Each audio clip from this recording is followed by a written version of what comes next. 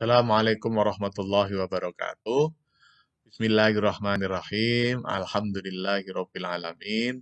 Wassalatu wassalamu ala asyrofil anbiya'i wal mursalin sayyidina maulana Muhammadin wa ala alihi wa sahbihi ajmain amma ba'd. Bapak Ibu, saudara-saudara, sahabat-sahabat, kawan-kawan, rekan-rekan, teman-teman, dan adik-adik semua. Alhamdulillah kita bisa bertemu kembali dalam Ainur Rafiq Channel untuk edisi yang ke-138 ini.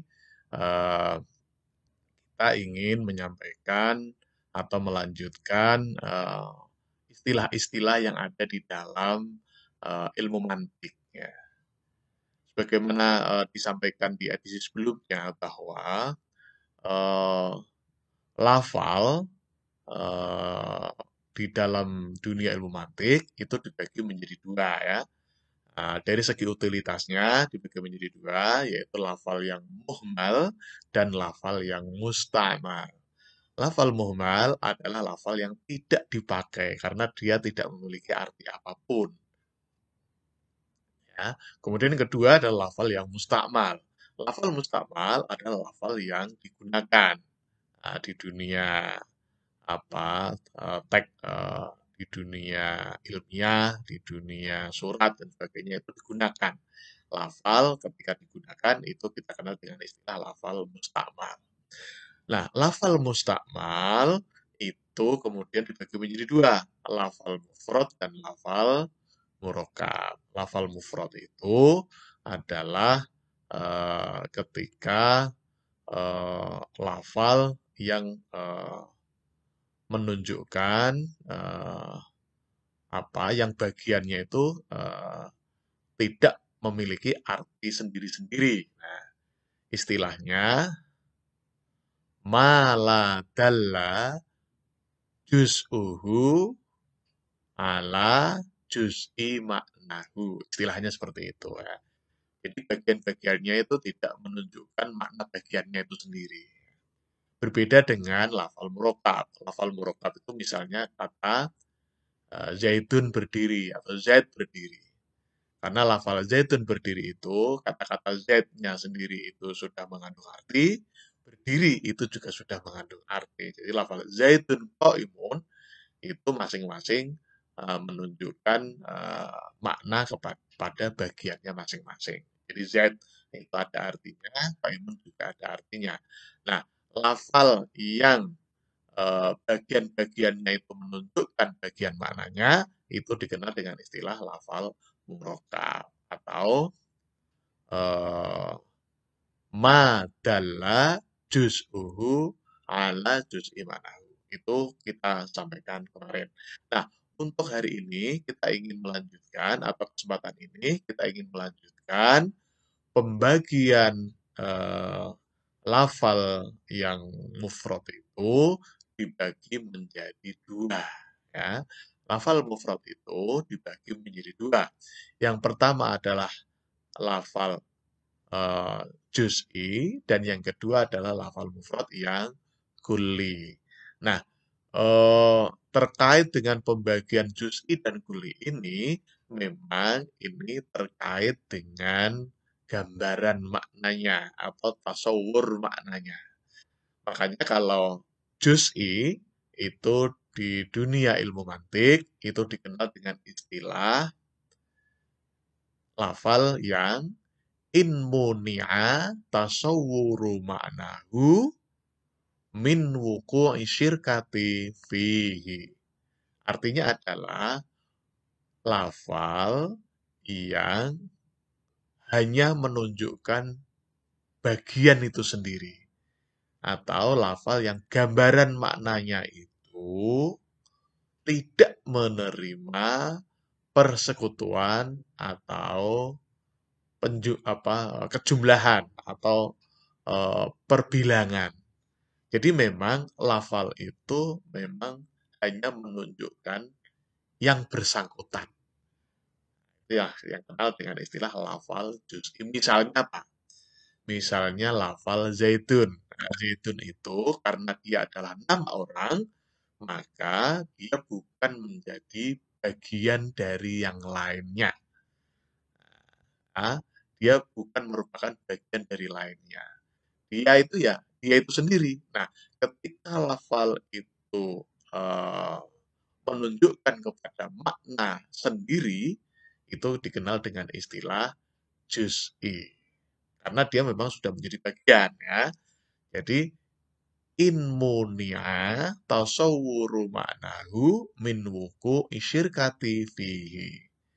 Ketika tasawur maknanya, yaitu lafal yang gambaran maknanya itu menolak, ya, menolak dari persekutuan maknanya itu, ya. Jadi maknanya itu hanya ditujukan kepada yang bersangkutan. Lafal zaitun itu artinya adalah orang yang bernama Zaid itu.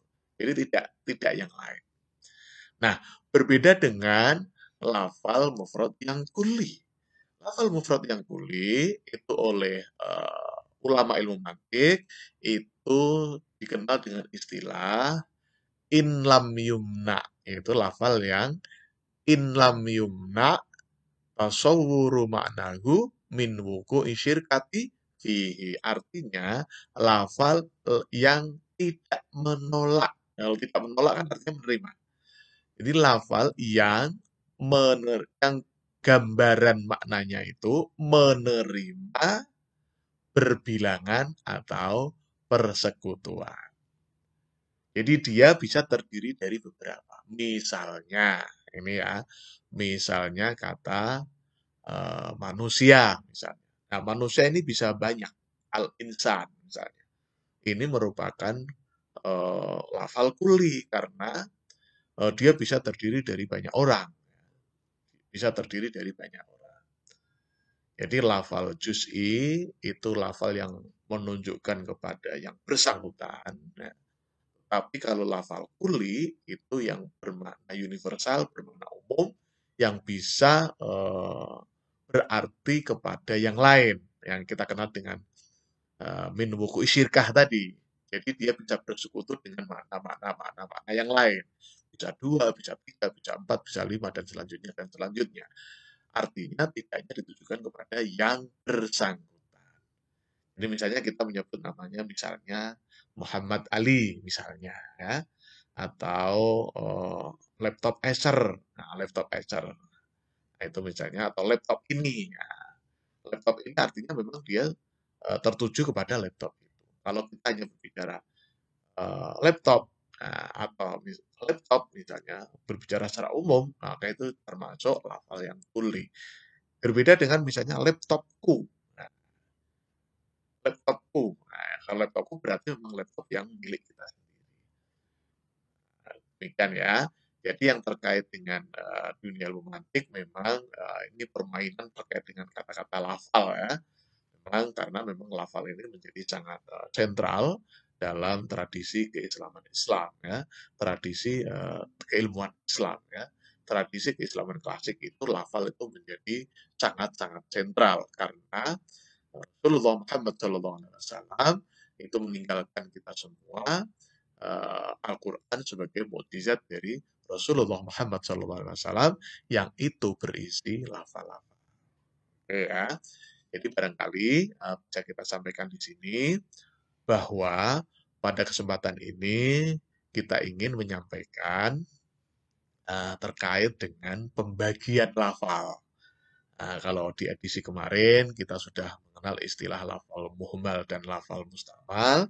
Kemudian lafal mustamal dibagi menjadi dua, yaitu lafal mufrad dan lafal murokab. Nah, sekarang giliran lafal mufrad itu dibagi menjadi dua, yaitu lafal juz'i dan lafal kulli.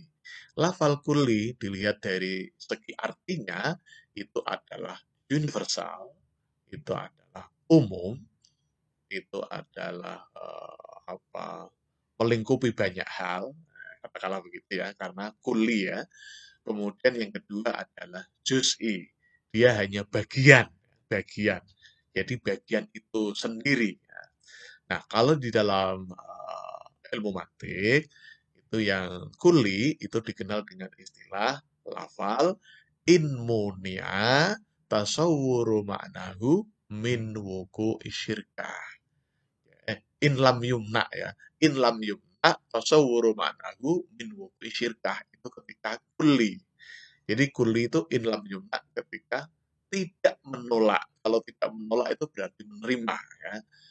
Jadi lafal yang tidak menolak gambaran maknanya itu persekutuan maknanya atau bagian-bagiannya. Jadi banyak bagiannya. Lafal kuli adalah lafal yang menerima gambaran maknanya itu bagian-bagiannya atau persekutuan-persekutuan. Jadi yang terkandung di dalam lafal itu artinya atau bagiannya atau gambaran maknanya itu tidak hanya satu, tetapi bisa beberapa. Berbeda dengan lafal juz'i. Kalau lafal juz'i itu ketika inmunia, ketika tertolak. Jadi dia hanya menunjukkan kepada makna dirinya, tertuju kepada satu atau kepada bagian itu sendiri. Misalnya lafal zaitun tadi ya, lafal zait yang kebetulan dia adalah nama orang, maka dia tertuju kepada orang yang namanya Zaid itu sendiri. Berbeda dengan kata misalnya manusia.